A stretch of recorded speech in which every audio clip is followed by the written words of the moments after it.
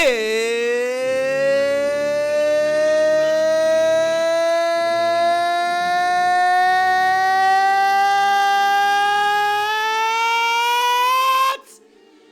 Yaddle Chattle!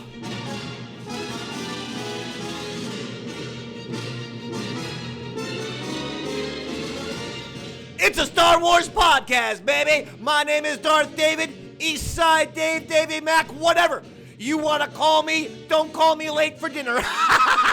Stop it. Okay, fine. Hey, we're going to talk about one thing and one thing only tonight. Star Wars. Which you obviously understood from the name of the show, Yaddle Chattle, in parentheses, a Star Wars podcast. So that really wasn't a big announcement. The big announcement is that it's the Skeleton Crew finale episode. We're going to break down episode 8, the season finale. Could it be the series finale of Skeleton Crew? I don't know. We'll see. What are the reviews? 2 thumbs way up. 2 thumbs way up for Skeleton Crew. And since Roger Ebert and Gene Siskel are dead, they can't copyright me, they can't trademark me, they can't sue me. You're 2 thumbs up, Gene and Roger. It's mine now, baby, and there's nothing you can do about it.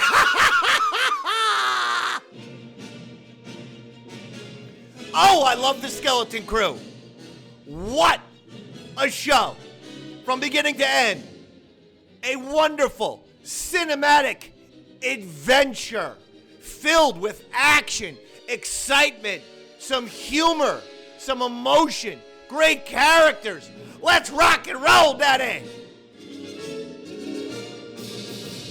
First and foremost, as you know, Yaddle Chattle is a post-Star Wars show or post-movie show. So, just a little reminder, we're going to be going away for a little bit until Andor comes back. Unless there's some big news, breaking news, you never know. Don't want to put the death thing out there, like the death of Carrie Fisher. That was terrible. Don't want to, put any of that bad karma out there. Maybe there's going to be a new, like a happy, uplifting breaking news story. Kathleen Kennedy getting fired. Something like that. Leslye Headland getting fired. Or Leslye Headland getting found out how she spent $300 million on the shittiest show in Star Wars history that has now affected Skeleton Crew, an absolute masterpiece because Jack and shit watched it. No one watched this show, but hey, we're being positive. We'll get to some of that later on. It's just a programming alert. Yaddle Chattle now goes away for a little bit until Andor Season 2 comes out. Or breaking news. Okay, now you're caught up. If you like the Dave Man, I strongly suggest enjoying watching the Davey Mac Sports program or listening to the Davey Mac Sports program wherever you get your podcasts. The award-winning Davey Mac Sports program. When I tell that to people, they go, what awards? What awards? You're just saying, it's called iTunes? iTunes editorial team awarded the Davey Mac Sports program as the best independent sports show in the world. Okay? That's like getting an Oscar. All right? That's an award. So when I says award winning, that's what it is. So make sure you're enjoying the Davey Mac Sports program, or once a month we do the Eastside Dave and Son Wrestling show.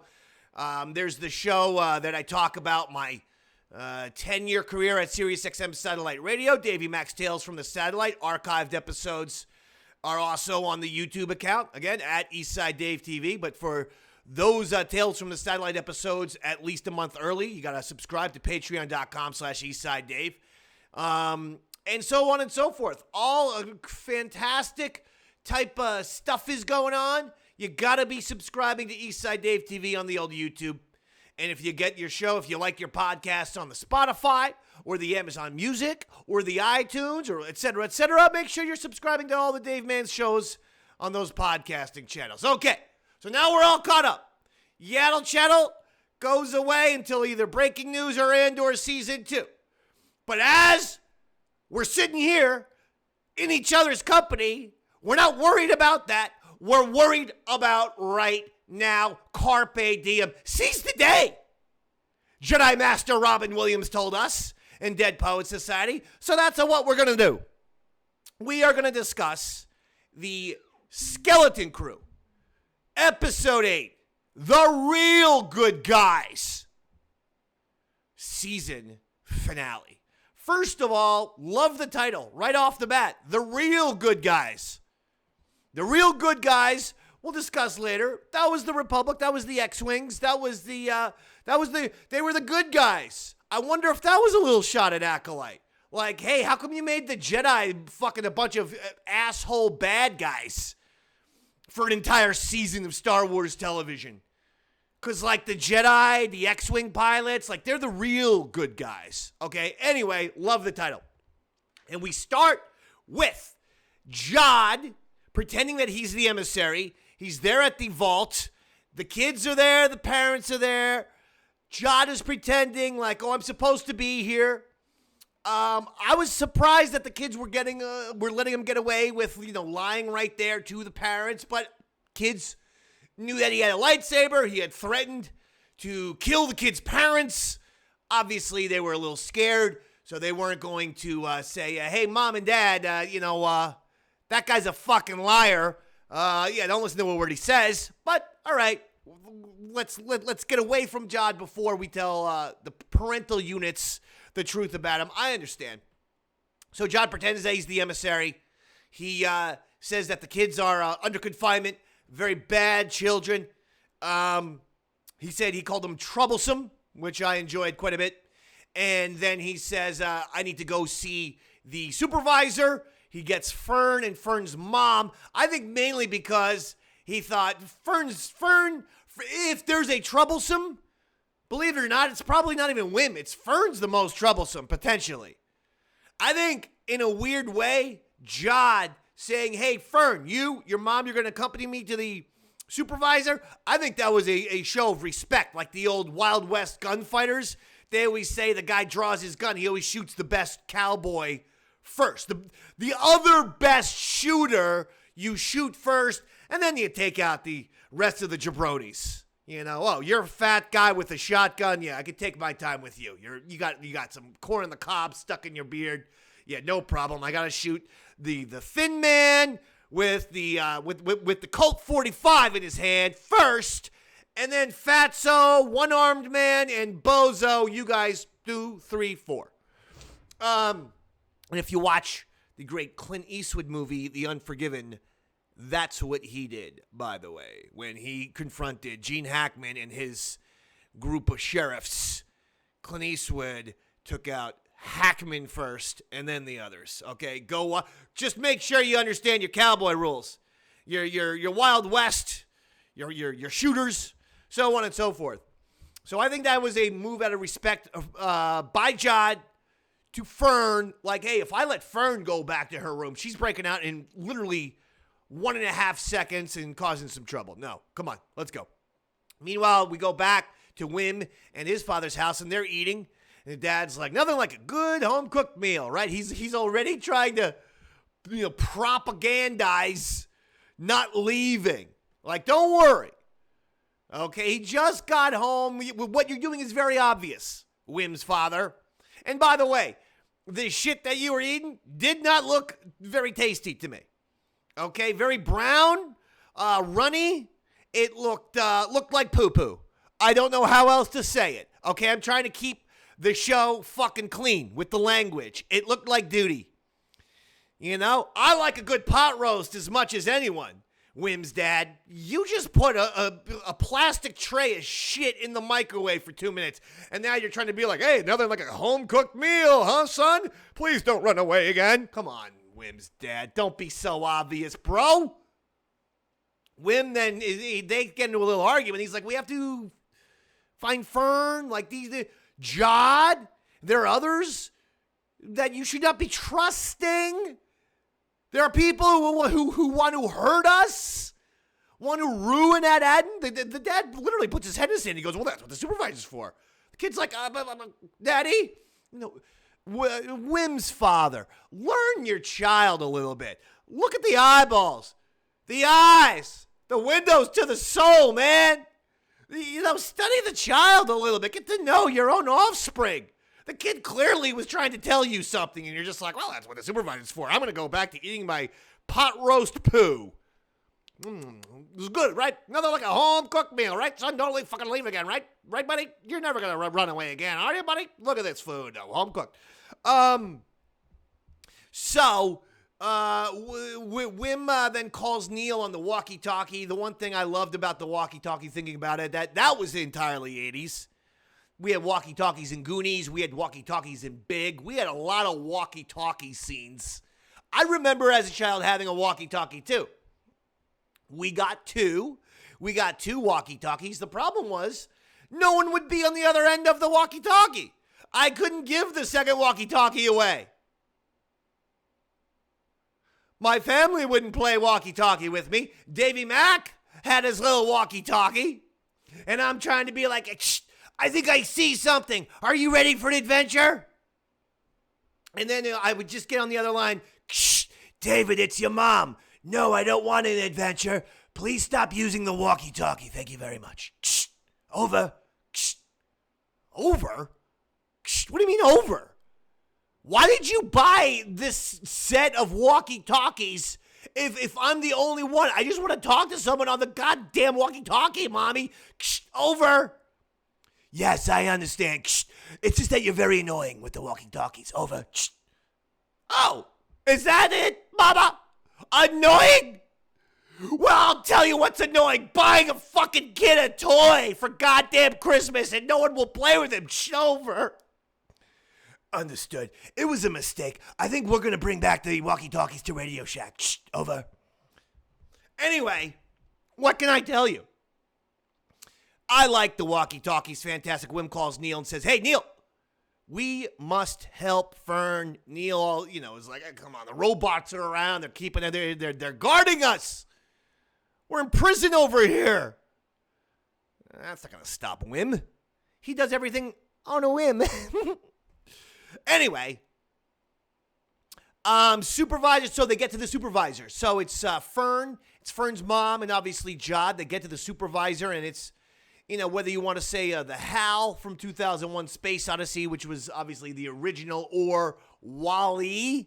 I also got the Wall-E vibe, which was simply very HAL-esque anyway. But they both kind of had, I got the Wall-E sort of vibe almost as much as HAL because of simply the shape of the room. It was very circular and whatnot. I don't know. It reminded me of Wall-E, the fucking captain, the red-eyed thing. But again, that thing was based on HAL, right? So regardless, I was a little bit surprised that the supervisor was, as Jod described him, a droid. Which I don't see. Is that really a droid or is that simply a machine? Because, it was fucking gigantic, just huge machine with the red eye. And John's like, you're being ruled by a droid? Fern's mom is like, well, yeah, right? I mean, aren't you? Like, come on, man. I gotta tell you, do we know who Fern's dad is? Fern's mom. No backbone there. Kind of an odd character. One of the few kind of characters I'm like, I had zero connection. I even found Wim's father to be a pretty decent character by the end of this episode, by the end of the series. Fern's mom, a little weak, I must tell you. Okay? I don't know how someone gets in that position just by being very, very weak. But anyway, Jod just says, fuck the supervisor. He's a goddamn machine droid. Takes out his lightsaber, sticks it right through his damn red eye, shuts everything down. Boom. The power comes down. All the robots are down. All the power's down. Uh-oh. That's when Jod says, now get my ship through that barrier. My boys are going to come here for a little gold. Okay, lady? Unbelievable. And then the pirate ship, as it gets through the barrier, and arrives to the surface of Ad-Aden, my lord, that was some cool shit. Because you never, ever, ever would see, I think, like an alien invasion that's treated like an alien invasion. But with Ad-Aden basically being like planet Earth, when that gigantic fucking pirate ship came out of the sky and all of a sudden is hovering 100 feet over their streets and whatnot, the people came out of their houses like earthlings, whether they were elephants or some other kind of alien with the guy with the alien dog or this or that, and they're staring up like, what the shit is that? And that's pretty rare to get like aliens looking at a spaceship, seeing other aliens basically being like, what? Are those aliens? Think about that. That's a pretty rare accomplishment, but mission accomplished. The directing in this was sensational. This entire show gets major props simply how they shot the show, how everything looks, the aesthetics, the visuals, the production. Things look big. Things look cinematic. Things look expansive. Things look epic on this show. That was an epic shot right there.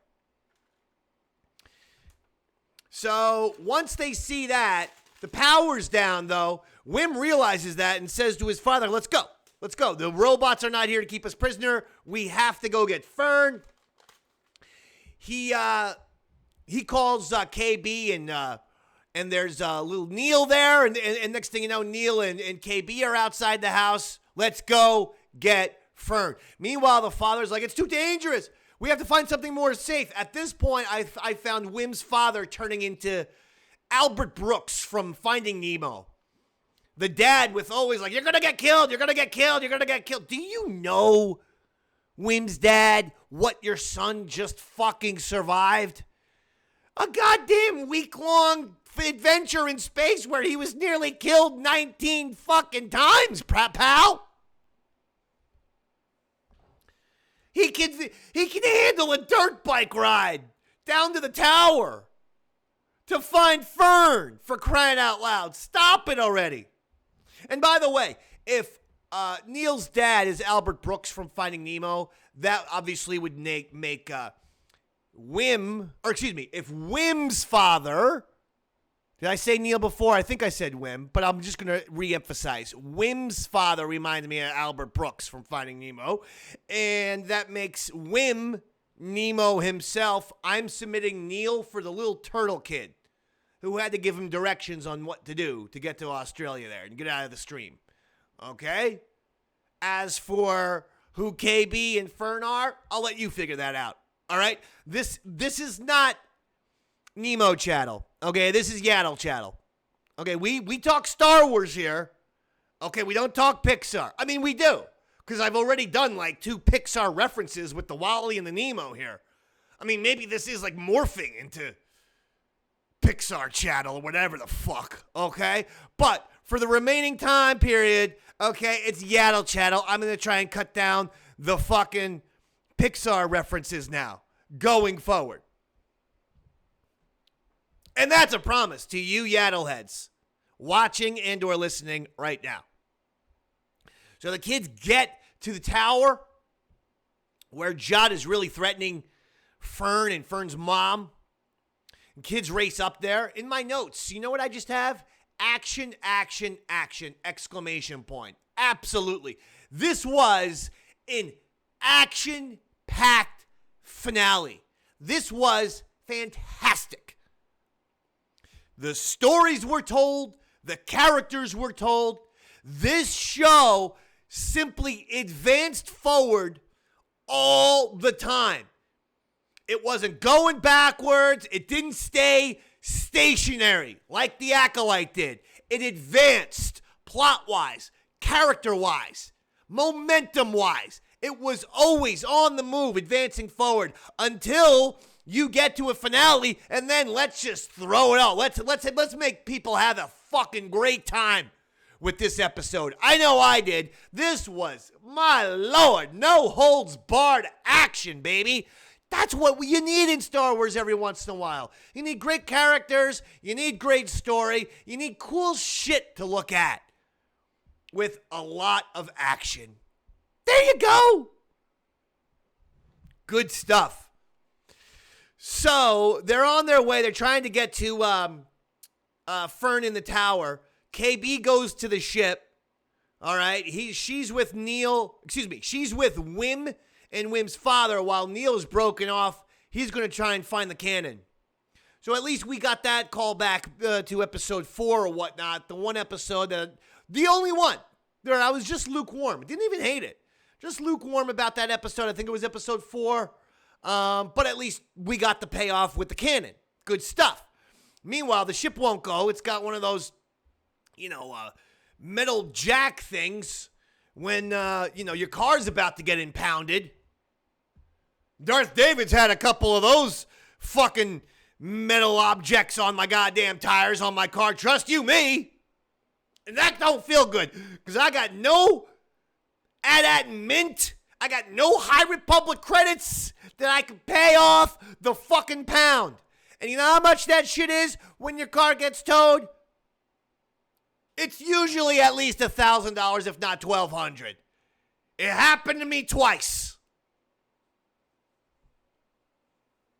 I lost a couple games at Sabak. I forgot to pay the car insurance in a timely fashion. So sue me.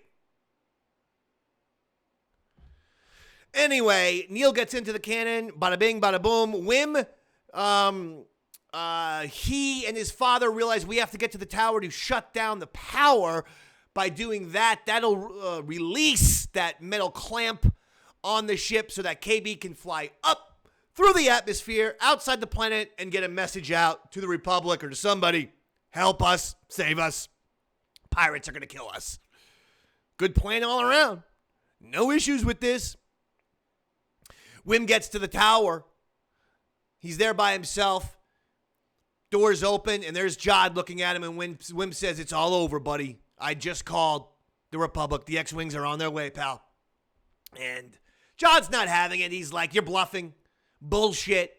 The barrier contains all messages. You can't get a message out. You can't get any communication out of here. The barrier, baby." And Wim started to go off on some sort of crazy crystal. I like it. Lots of crystals in Star Wars. No problem there. But obviously he's bluffing. Fern joined in. She continued with the bluff. It's all a whole bunch of nonsense. By the way, then we cut back to KB in the ship, and guess who her co-pilot is? SM-33. He's back. He didn't die. Sure, they chopped his helmet off. I saw them shoot 3PO into pieces in Empire Strikes Back. He made it out okay. Look, I had no worries that SM-33 was going to make it out alive. They couldn't kill this guy. I'm telling you, he's a top 5 droid ever. You just don't get fucking pirate droids. This is a top 5 Star Wars droid of all time. Mega fan of SM-33. So that was great. Kim then calls, KB calls Kim, the owl lady, and says, help us. And Kim's like, you made it back to Adand? Oh, child, unbelievable. I'm calling the High Republic as we speak. They'll be there in 2 parsecs or whatever the fuck she said. I don't know. But just as she's completed that call, does KB? Bam! Her ship gets hit. Some of the pirates hit her ship. She's been hit. Her ship's going down. I loved this part. This part was unbelievable.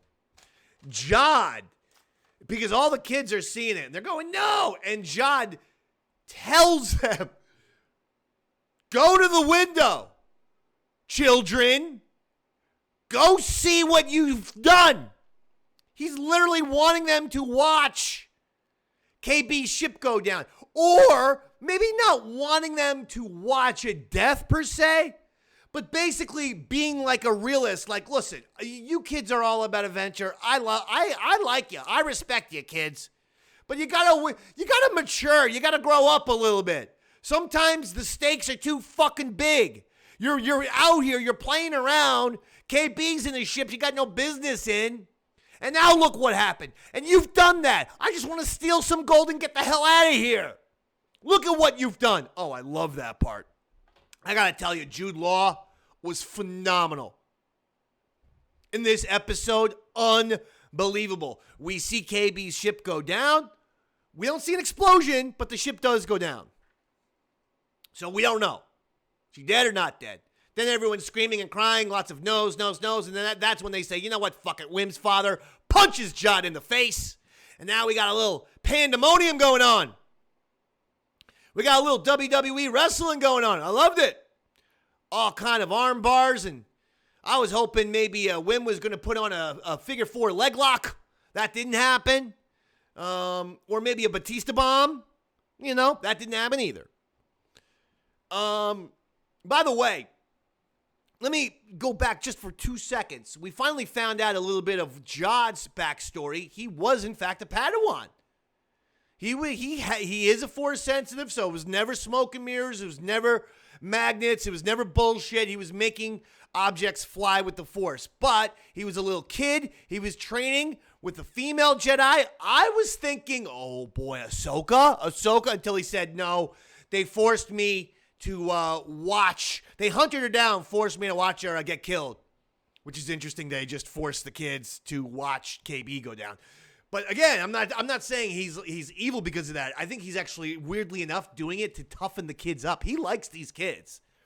So I thought that was interesting that we no Crimson Dawn, no bullshit, no Maul training or any kind of bullshit. He was a Force-sensitive young lad, a Padawan, had a Jedi. She got killed. Where does that put Jod's age? Because wouldn't that make him like... I mean, he didn't go into Order 66, so maybe one of the few dozen or whatever Jedi who escaped Order 66 was trying to train him. I don't know. That's what it sounds like to me, though. But wouldn't that make Jod like close to 60? Am I wrong here? I thought episode 3, 20 years after, okay, say he's 10, let's just go, say he's 10 years old in episode 3, right? And then there's 20, oh, wait a second. No, that makes sense. He could play like 50, 45, 50. Oh, wait, but episode 3, I don't know. I wish Star Wars themselves really came up with a machine or, you know, a real official fucking calendar, a timeline, a book, a record. My God, the Egyptians were keeping real good timed records 3,000, 4,000 years ago. Can we get someone at StarWars.com to do this for us? But okay, if Jod was there at Order 66, then yeah, sure. Okay, yeah, I was thinking he would need to be a little kid at episode 1, which means then he would definitely be 60 or 65 or whatever, 70 maybe. I don't even know, and he doesn't look like that. But no, he's at least 10 years old there. There's 20 years or so, blah, blah, blah. Yeah, it's fine. It's all good. It's all good. He's of age. This is fair. So Jod was a Jedi. Wow. Unbelievable. Struggle for the lightsaber. And then finally, after that struggle for the lightsaber, everyone punching, grabbing, hitting Jod's leg. What they're trying to do is hit the lever and take down the barrier. Because now that KB has gotten the message out to Kim, and Kim's going to get the message to the Republic, you got X-Wings just waiting to get in. Just get the barrier down. Fern's mom doesn't know that, but still, she's got to make the right call. She finally does. You know, it was hard for Fern's mom, I guess, just to, creature habit is what they say, creature habit. Some people just don't like change. But I mean, Jesus Christ, what is the point of keeping this planet? You're going to be overrun by pirates if you don't hit the lever, Fern's mom. So she does. Barrier comes down. I thought one of the shots of the series is, while cool to see the barrier coming down, whatnot, when we were in the tower and the lighting, what was that? That was phenomenal. It just got incredibly bright, white light, bright. But boy, you could see every detail on the kids, but also on Jod. Even to the point where I saw, for the first time in the whole series, saw maybe a little gray, a little lightness in the hair.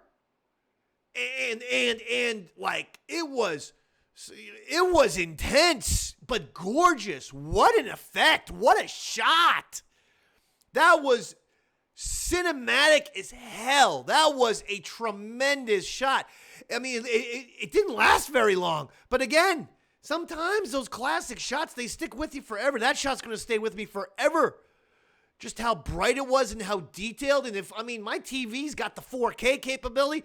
This thing seemed like it was 8K. 8K.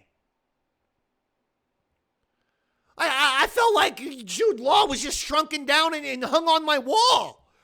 He looked like he was in my room. It was amazing. Unbelievable. Barrier comes down, and guess what? X-Wings come in. X-Wings, Republic, all kinds of beautiful shit. Those ships take out the pirate ship. They just absolutely dominate. They dominate the pirates. They dominate the main pirate ship. The kids see that happening. The kids say, well, we got to go get KB, the kids and parents. So everyone leaves to go find KB, see if she's still alive. When they do that, we just get a very eerie shot of Jod still in that tower, now by himself, looking out the window, seeing his pirate ship go down. Done. Over. Him and his crew, or his ship and his crew, kaput. Dead ski. That's it. We see a small smile from Jod. You know what I'm thinking, don't you? I'm thinking Jod's thinking somehow of trying to fake his own death. Or he had some kind of idea. The wheels were turning. When Jod saw the ship go down, at first he was like, oh, fuck. But then all of a sudden he goes,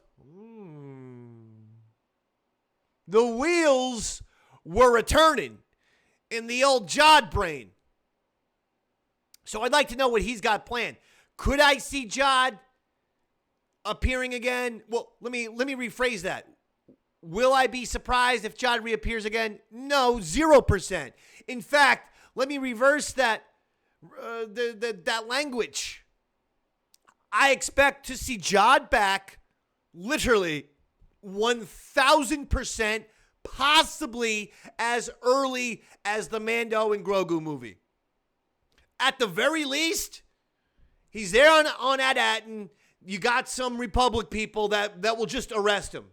He seems to me to be a guy who doesn't really sweat a lot. He doesn't get nervous if he gets arrested. He does have the ability to get, keys to float and shit like that. He does have some Force sensitivity. He does have a little Jedi training. So it's like, okay, they're going to arrest me. Then I'll fucking break out and go on another adventure. I can't wait. I could absolutely see Mando and Grogu stumbling into Jod. They have some caper where they have to break into a prison or some shit. Maybe get Bill Burr out again or whatever the fuck. Oh, no, wait. Bill Burr was out of prison the last time we checked. Well, maybe he's got to get somebody else out. And there's Jod, just waiting for his opportunity. Hey, I can help you. I can see that happening. So, prediction, Jod. Mando, Grogu movie. You heard it. Kids get to KB's ship. The ramp comes down. The KB ship is just hanging in some shit all over the place. The ramp, though, comes down to the ground. KB rolls out. Looks like she's dead. They're not going to kill KB, are they? That'd be like killing Data in the Goonies. You're not killing Data. What's the matter with you? For a second, she was lifeless, but then all of a sudden, the old coming back to life, And what's the first question that KB has? Did we win? Phenomenal. The kid's like, yeah, fuck yeah, we won. Awesome. And then after that, it was, all right, we won. And they're walking out. The parents say, can you get out from under the ship? It's going to come down and possibly kill you. Can you imagine if that was the ending? We saw all of that, and then a 5,000-pound ship just that was suspended in the air just falls on the fucking kids. That would be a Leslye Headland ending. That's how they would have ended it if those folks were in charge, you know? Because their goal on The Acolyte was to get as many Star Wars fans to jump off a bridge out of depression as possible. That was their thing. This thing is about actually positivity and some hope in Star Wars and some feel-goodness. Never hurt anybody. And I love it. They're walking away, and Fern says to Wim, hey, Wim, looks like you're not going to have to take that assessment test. And Wim's like, oh, yeah, good call. His face lights up, and then he looks out into space, and he sees the X-Wings. That's what we know that Wim is going to do. He's going to become an X-Wing pilot, ain't he? Wim was a phenomenal character. He reminded me of a much, much, much better executed version of the Broom Boy from The Last Jedi. The one reason why people had some criticism about the Broom Boy from The Last Jedi is like, who the fuck is this kid? What do we care about him for? This is more Broom Boy-esque. Like, this is like an origin story of a kid who then will join the fucking Republic and become a badass soldier, X-Wing pilot, whatever the case may be. Wim was awesome. What a performance by the young man. What a character. Fern, same thing. Unbelievable. Fantastic. She needs a Wookiee next time next to her because she's got the Han Solo thing. KB, fantastic, excellent. Everyone loves Neil. Cute little elephant kid, fantastic. Jude Law deserves an award. Jude Law was sensational and brought gravitas with the fact that this show had good writing. They kept things simple. Moments of storytelling were often done in times of transition, in terms of transport. In other words, you were getting a lot of action, and then times where people had to talk to each other. It's because the ship needs to fly from planet to planet. That's a perfect usage of hyperspace, of Star Wars travel. That's how you do it. Shit looked big. It looked movie quality. I felt like I could be watching this show in a movie theater. It looked gigantic at times. It was wonderful. The sets were there.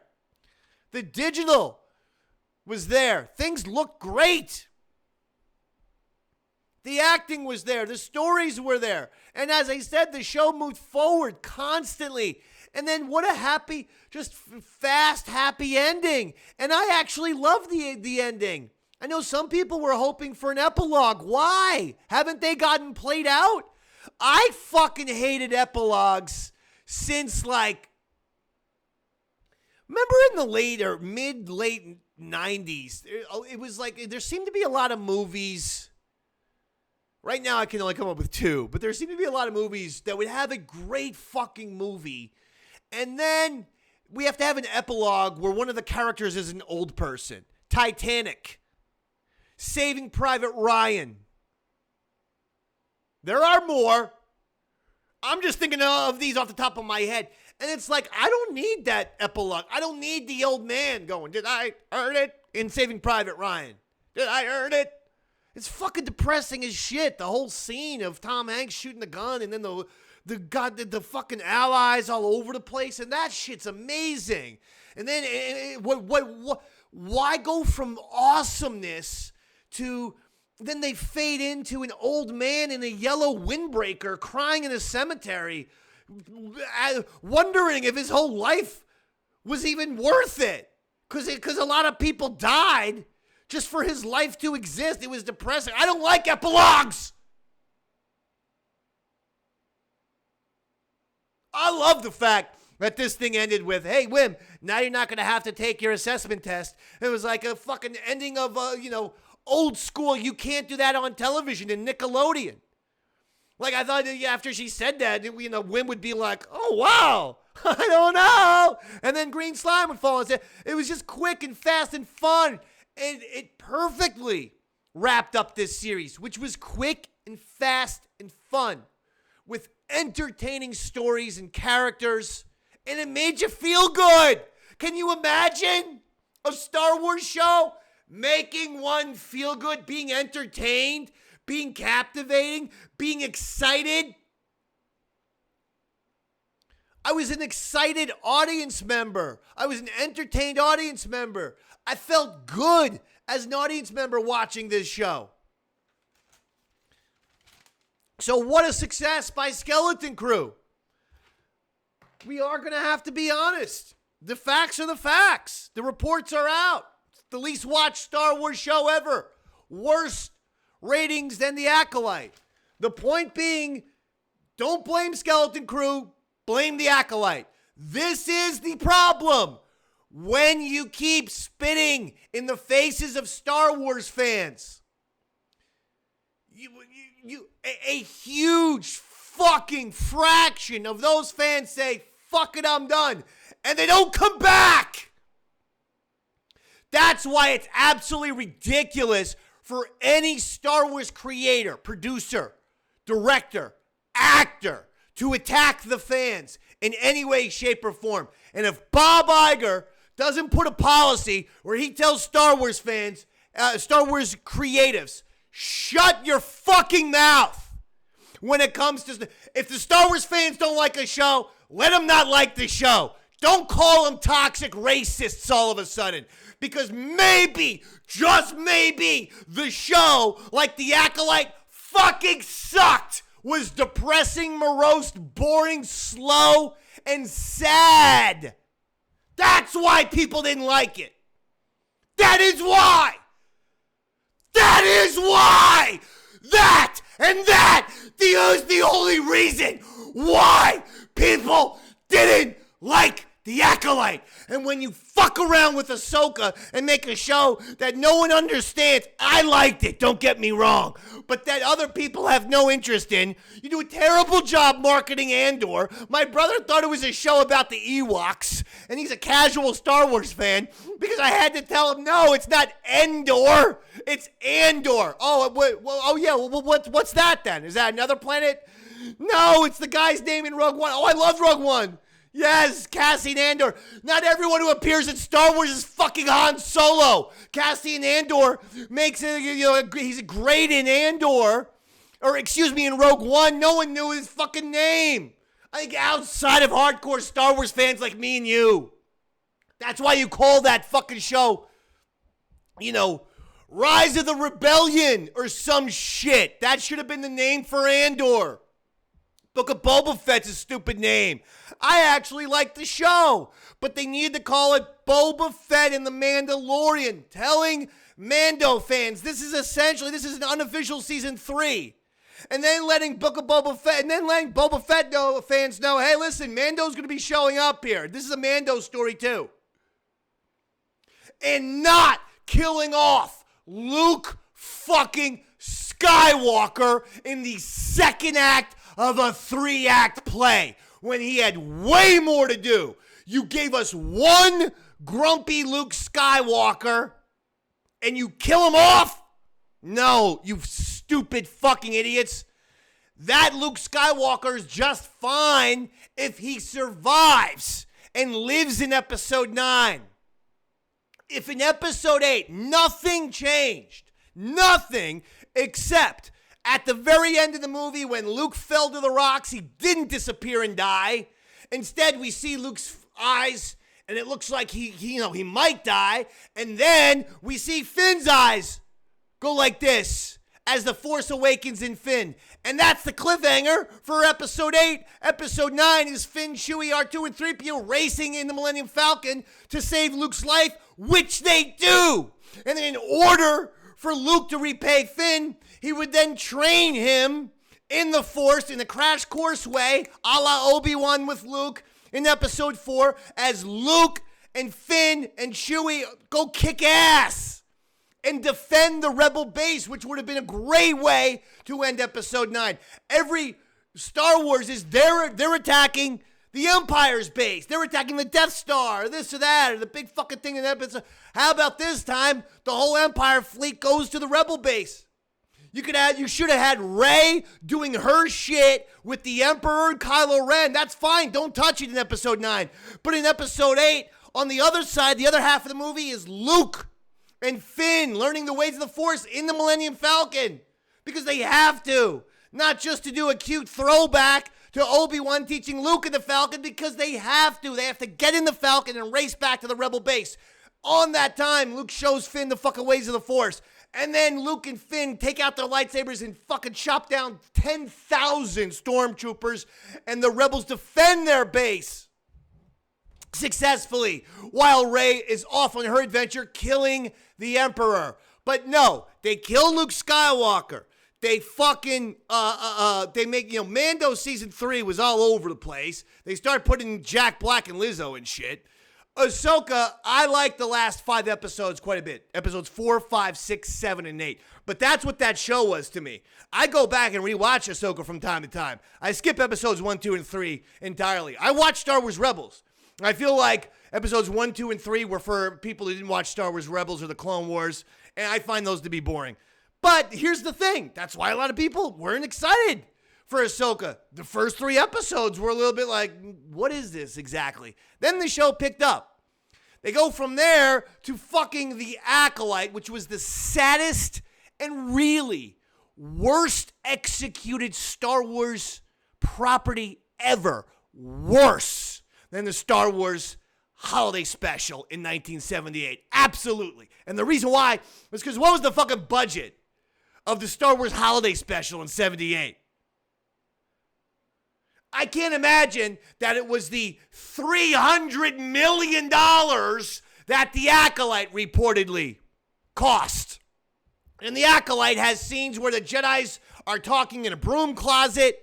They're on the most amazing visual planet ever with Coruscant. It's a gigantic empire, New York City. It's a planet of New York. Limitless things to see. We didn't see shit on Coruscant. We saw a fucking bunch of deadbeat, lying, pussy-ass Jedis in a fucking Jedi broom closet. The show was depressing and sad, and then the creators, when people just let them know this shit sucks, the creators said, well, that's because you're a bigot. No, fuck you. I'm not. You are. You suck. This is a happy episode. This is a happy show, folks. The Skeleton Crew rocked. But I am upset that the Skeleton Crew now is getting the lowest ratings in the history of Star Wars. And if Bob Iger needs to fucking say, now we are really and truly fucked, Kathleen Kennedy, because by and large, the Star Wars fans who watched this show fucking loved it. But, millions of Star Wars fans bailed out on our franchise. And we have these dumb, stupid-ass journalists saying, if Star Wars can't get past middle-aged men, then it's gonna die out when they do. Shut the fuck up, you fat bitch. You moron. The middle-aged men who, by the way, have kids, who have children, who've been the ones, men who have been the ones passing the Star Wars torch since 1977. But we were a problem. So we're going to make a whole bunch of fucking terrible Star Wars shit. Then they're going to say, well, Star Wars isn't for you anymore, man. Don't watch, man. Don't watch. Guess what's happened? Star Wars fans have taken your fucking recommendation literally. Every asshole Acolyte fan that said, well, just don't watch Star Wars anymore. That's happened now. And the franchise is dying. At least under this regime.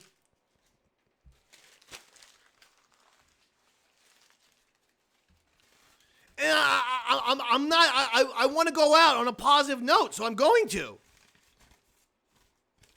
But it's infuriating that this fucking show was as great as it was, and people didn't watch, and especially, and this is why you got to be very worried. Young people didn't watch. I got 2 teenagers. They give a shit. I've been trying to bribe Sith Stanley, my son, with fucking bowl after bowl of mint chocolate chip ice cream. Briars, in case you're wondering. He won't do it. He said, look, the next time we got no sports or no wrestling to watch, maybe I'll watch a couple episodes. I'll give it a chance. The next time. When's that going to happen? I'm a sports guy. I'm always watching the sports. I always got a team in action. I mean, this time of year, not the New York Football Giants, for Christ's sakes. What a piece of garbage they are. But that's for the DMSP. That's for the Davey Mack Sports Program. I got all these papers. I'm crumbling them, and I'm not even done with the show yet. And I needed some of these for notes. It's just, I get mad. So, Bob Iger, this is actually a time where you really should reflect and go, maybe we really do need change. Because even when Star Wars is successful with the fans, it's now a failure.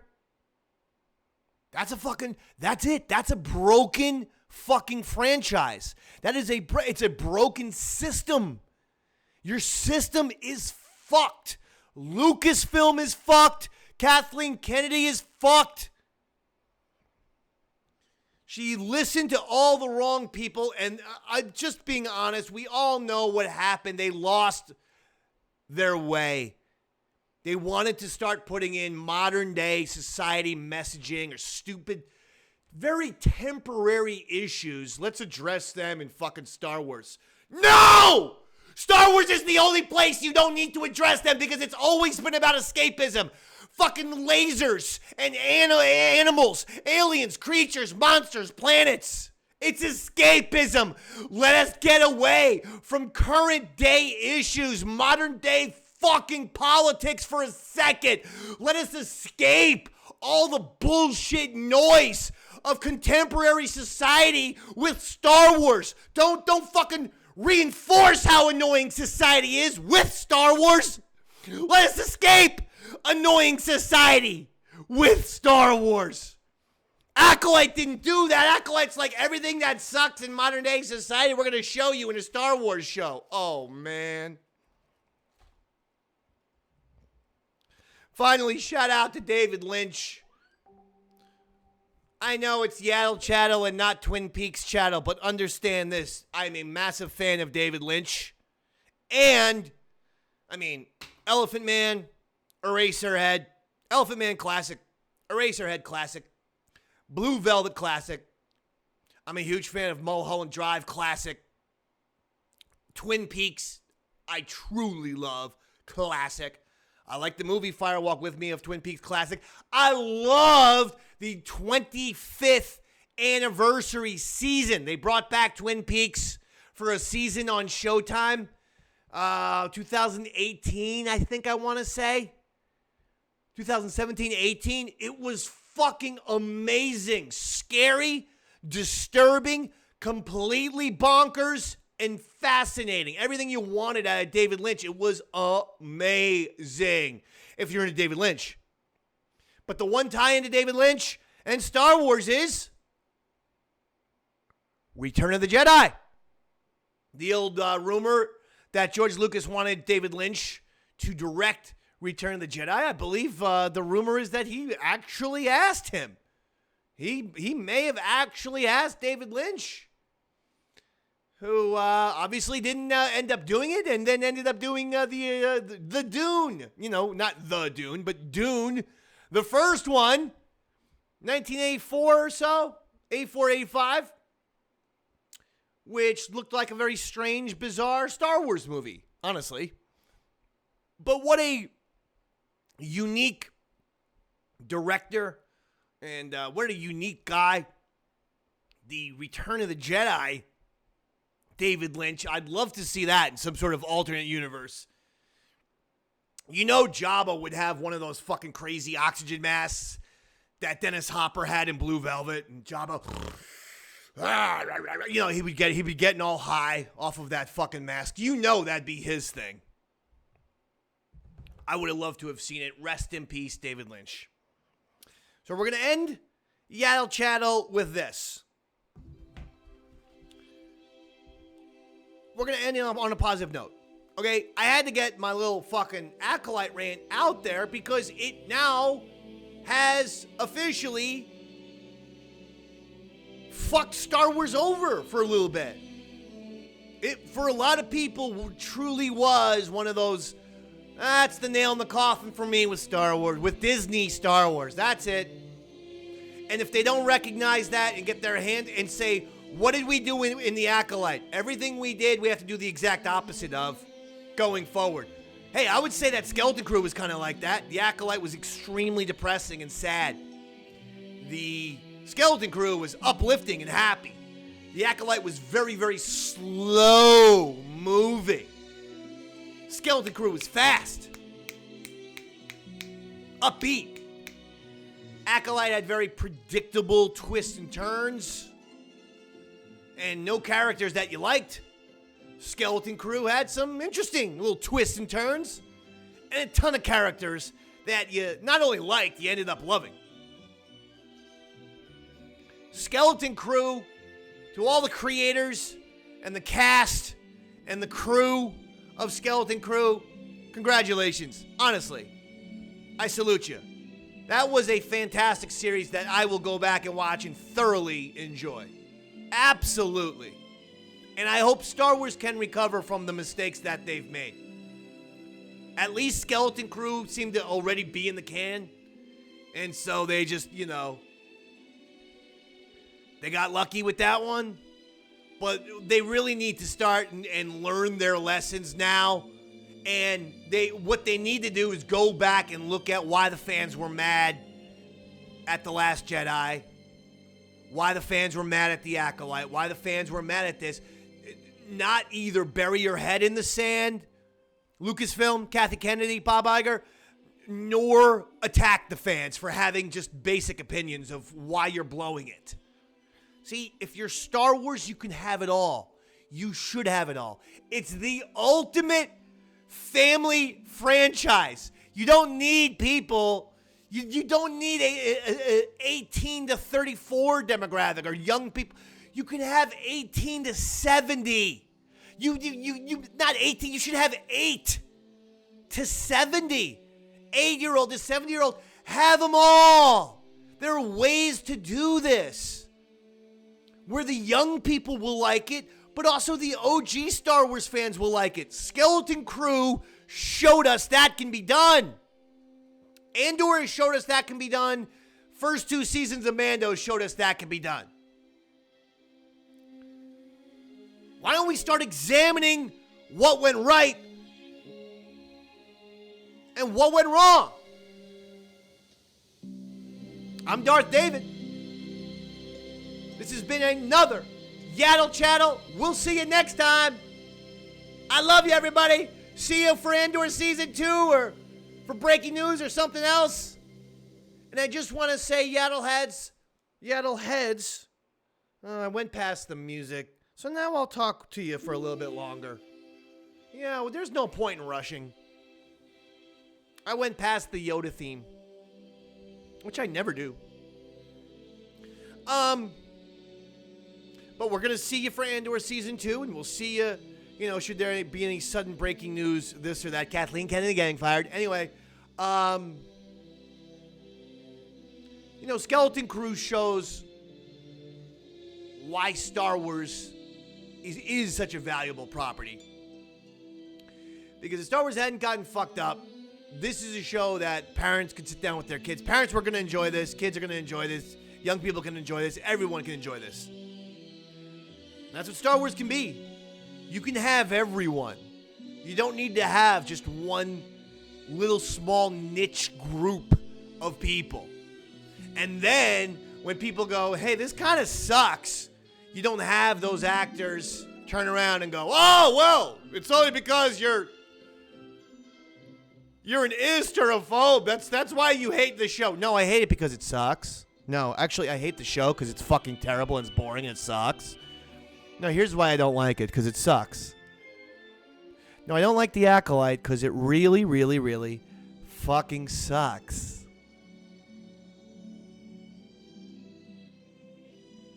All right. As far as the Skeleton Crew goes, honest to God, congratulations. Performances were there. Visuals were there. Story was there. Can't ask for much more. Action, a little drama, some nostalgia, and a ton of feel-good moments. That's the key with this show. A lot of just feel-good moments. And you know, it just felt good watching Skeleton Crew. Just as you're watching it, it felt good to be there. I loved it.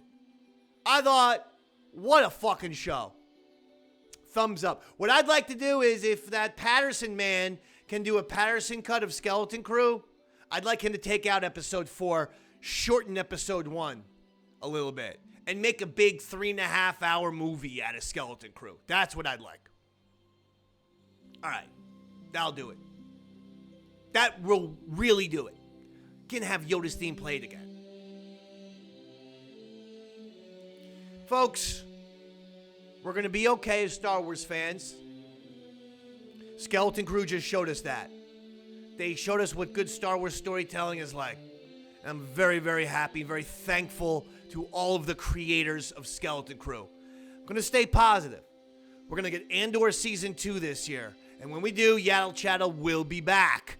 Make sure you're subscribed to YouTube and to all the podcast places. Outside of that, I want you to have a great year, a great 2025. We'll see you for Andor Season 2. And listen, I love you. May the Force be with you. God bless you, Yaddle Heads. I'm Darth David. Good night, everybody!